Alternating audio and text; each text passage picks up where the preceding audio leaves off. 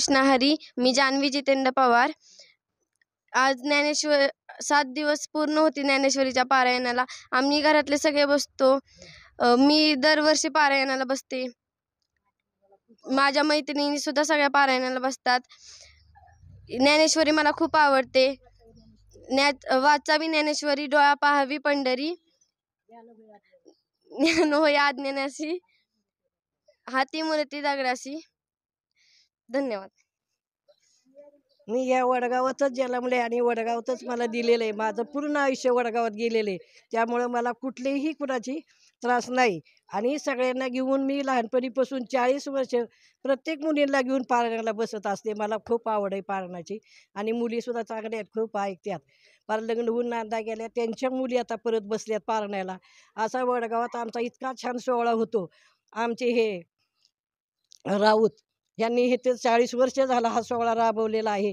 आणि त्याच्यामुळं आम्हाला जवळचे जवळ हे सगळं सहकार्य करायला मिळतं पुण्याचं. आणि इथून पुढं असंच चालावं. गणेश महाराज आमचे व्यासपीठ चालवतात. परत नाशिकचे होते महाराज आणि सगळे महाराजच येतात. ते आता सगळे जवळजवळ सगळे जवळजवळ ओळखीचे झालेले आहेत. तसं काही वाटत नाही कोणाबद्दल. आणि खूप आवडते मला ज्ञानेश्वरी वाचायला. कोकाटे महाराजांनी आता ह्या वर्षी ह्याचा सगळा भागवतचा सप्ताह ठेवलेला आहे. त्यांचा मुक्काम आमच्या पेशीच आहे, ते कनेरीचे आहेत. ते बी आमचे पाहुणेच लागतात पहिल्यापासून. आणि हा आनंद असा दरवर्षी मिळावा प्रत्येकाला. इथून पुढे लहान मुलांना जर हे संस्कार दिले आत्तापासून, तर हे संस्कार आपले चांगले चालतील. आणि प्रत्येक मुलांनी आईवडिलांनी त्यांना पाठवायला पाहिजे की जा बाबा मंदिरात ज्ञानेश्वरी चालली. काहीतरी नसल वाचा येतं, निदान बोटं तरी फिरवा तुम्ही त्याच्यावर, तरी त्या शिकतील. पण घरच्या माणसांनी संस्कार द्यायला पाहिजे मुलाला.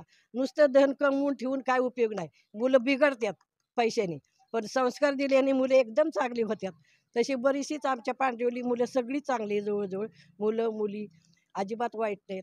आणि सगळ्यांनी अजून ह्याच्यापेक्षा जास्त बसावं पुढच्या वर्षी वाचायला, एवढीच माझी इच्छा आहे. आणि गणेश महाराजांनी व्यासपीठ नेहमीच चालवावं ही एवढी बी माझी इच्छा आहे.